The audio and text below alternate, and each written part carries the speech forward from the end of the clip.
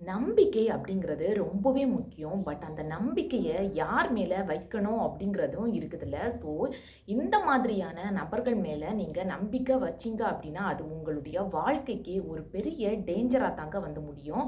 Hi friends, welcome to Chris 2021 live to the way. இந்த பதிவு உங்களுக்கு யூஸ்ஃபுல்லாக இருந்துச்சு அப்படின்னா லைக் பட்டனை ப்ரெஸ் பண்ணிக்கோங்க. இதுதான் நம்ம சேனலை ஃபஸ்ட் டைம் பார்க்குறீங்க, இந்த கண்டென்ட் உங்களுக்கு யூஸ்ஃபுல்லாக இருந்துச்சு அப்படின்னா சப்ஸ்கிரைப் பட்டனை ப்ரெஸ் பண்ணிவிட்டு கூடவே பக்கத்தில் இருக்கிற பெல் ஐக்கானை கிளிக் பண்ணிக்கோங்க. இதில் நாம் ஒரு 6 டைப்பான நபர்களை தாங்க பார்க்க போகிறோம். இந்த 6 டைப்புமே ரொம்பவே டேஞ்சரஸான ஒரு ஆட்கள் தாங்க. ஸோ இவங்க மேலே நீங்கள் வைக்கிற நம்பிக்கை அப்படிங்கிறது ரொம்பவே ஆபத்தானது. ஸோ ரொம்பவே கவனமாக இருங்க. இந்த பதிவு உங்களுடைய ஃபேமிலி மெம்பர்ஸுக்கோ ஃப்ரெண்ட்ஸுக்கோ யாருக்காச்சும் தேவைப்பட்டுச்சு அப்படின்னா அவங்களுக்கும் இதை வந்து ஷேர் பண்ணி விடுங்க. ஃபஸ்ட்டு டிப் பார்த்தீங்கன்னா, புரளி பேசுகிறவங்க. இந்த மாதிரியான நபர்கள் பார்த்தீங்கன்னா ரொம்பவே டேஞ்சரஸ் ஆனவங்க. இவங்க கிட்ட ஒரு நம்பிக்கையான வார்த்தையை சொன்னால் கூட அது ஒவ்வொருத்தங்க கிட்டையும் போய் அதை ஸ்ப்ரெட் பண்ணிக்கிட்டே இருப்பாங்க. நாம் ஒரு விஷயத்தை அவங்கள நம்பி ஒப்படைக்கும் போதும் சரி, அவங்கள நம்பி சொல்லும் போதும் சரி, அந்த சீக்ரெட்டை அவங்க பாதுகாக்கிறது அப்படிங்கிறதே அவங்களுக்கு கிடையாது. அதில் இருந்து என்ன ஃபால்ட்டை கண்டுபிடிக்கலாம் அப்படிங்கிற ஒரு உள் நோக்கத்தோடு அதை வந்து எல்லா இடமுமே ஸ்ப்ரெட் பண்ணி விட்டுக்கிட்டே இருப்பாங்க. இதனால் பார்த்தீங்கன்னா இன்னும் உங்களுக்கு மன அழுத்தம் அப்படிங்கிறது அதிகமாகிக்கிட்டே தான் இருக்கும். அதுக்கப்புறமா செகண்ட் டைப்பான நபர்கள் அப்படின்னு பார்த்தீங்கன்னா சுயநலவாதிகள். இவங்க பார்த்தீங்கன்னா என்ன ஒரு இக்கட்டுகள் வந்தாலும் சரி, என்ன ஒரு ஹாப்பியான மூமெண்ட் வந்தாலும் சரி, அவங்களுடைய நலனுக்காக மட்டும்தான் இருப்பாங்க. எந்த ஒரு காரணத்துக்காகவும் அடுத்தவங்களை பற்றி அவங்க நினைக்கிறது அப்படிங்கிறது அவங்களுடைய மைண்டில் வந்து வரவே செய்யாது.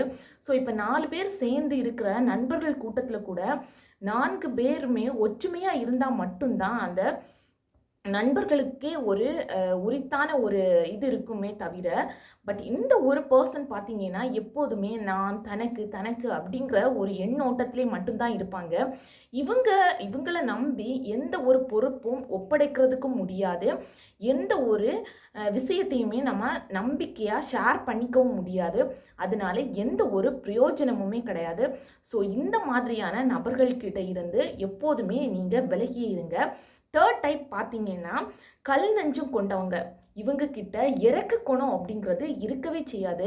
எப்படியான கஷ்டத்தில் நீங்கள் இருந்தாலும் கூட ஒரு பண உதவியும் சரி, பொருள் உதவியும் சரி, இந்த மாதிரியான ஒரு விஷயம் பண்ணாட்டியும் ஒரு வாய் துறந்து ஒரு ஆறுதலான வார்த்தையை சொன்னால் கூட அது ரொம்பவே நல்லதாக தாங்க இருக்கும்.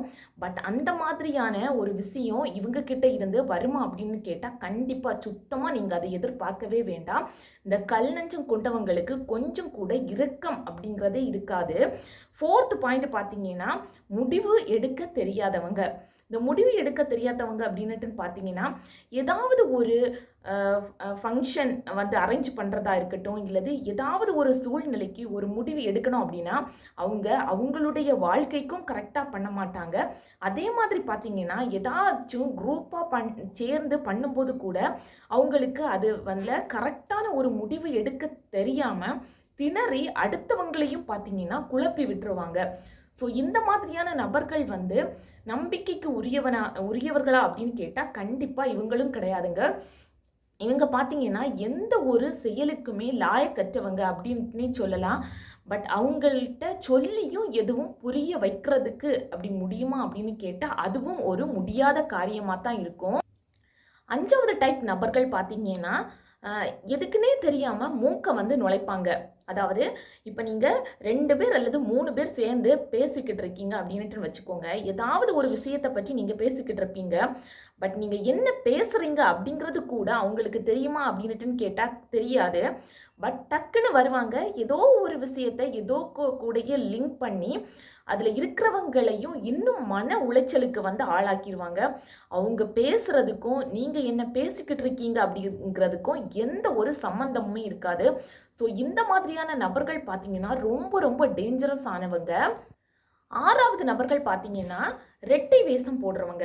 இந்த ரெட்டை வேஷம் போடுறவங்க அப்படின்ட்டு பார்த்தீங்கன்னா ஒரு குரூப் இந்த குரூப்புக்கிட்டேயும் இருப்பாங்க, அதே மாதிரி இன்னொரு குரூப்புக்கிட்டேயும் இருப்பாங்க. அதாவது 2 குரூப் பார்த்தீங்கன்னா ஆப்போசிட் அப்படிங்கிறது மாதிரி இருந்தாங்க அப்படின்னா 2 குரூப்லேயும் இருந்துட்டு இங்கேயும் தாளம் போட்டுக்கிடுவாங்க, இங்கேயும் தாளம் போட்டுக்கிடுவாங்க.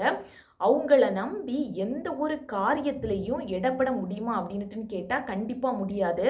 ஃபார் எக்ஸாம்பிள் சொல்லணும் அப்படின்னா, இந்த அரசியல் வாதிகள் எல்லாம் பார்த்தீங்கன்னா டக்குன்னு ஒரு எங்கே வந்து சாதகமான ஒரு சூழ்நிலை வருமோ அந்த பக்கம் பார்த்தீங்கன்னா டக்குன்னு சாஞ்சிருவாங்க. அதுக்கப்புறம் அதே கூட்டத்தில் இருந்துட்டு இன்னொரு பக்கம் எங்கே சாதகம் வருமோ அந்த பக்கம் வந்து சாஞ்சிருப்பாங்க.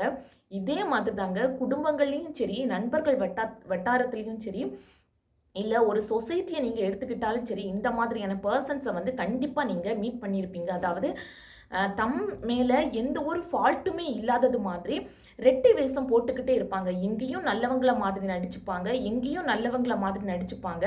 பட் எங்கே எது பேசணுமோ அதை மாற்றி மாற்றி பேசி ஒரு பெரிய கொலாப்ஸையே உண்டு பண்ணிடுவாங்க. ஸோ இந்த மாதிரியான நபர்கள் எல்லாமே உங்களுடைய வாழ்க்கைக்கு வந்து ரொம்ப ரொம்ப ஆபத்தானவங்க.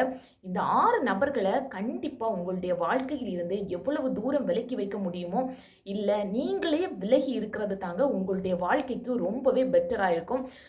ஸோ ஒரு வாட்டி கூட நான் உங்ககிட்ட ஷேர் பண்ணிக்கிறேன். ஃபர்ஸ்ட் ஒன் பார்த்தீங்கன்னா புரளி பேசுகிறவங்க, அதுக்கப்புறமா சுயநலவாதிகள். தேர்ட் ஒன் பார்த்தீங்கன்னா கல் நெஞ்சம் கொண்டவங்க. இவங்க ரொம்பவே டேஞ்சரஸ் ஆனவங்க, இரக்கம் அப்படிங்கிறதே இருக்கவே செய்யாது.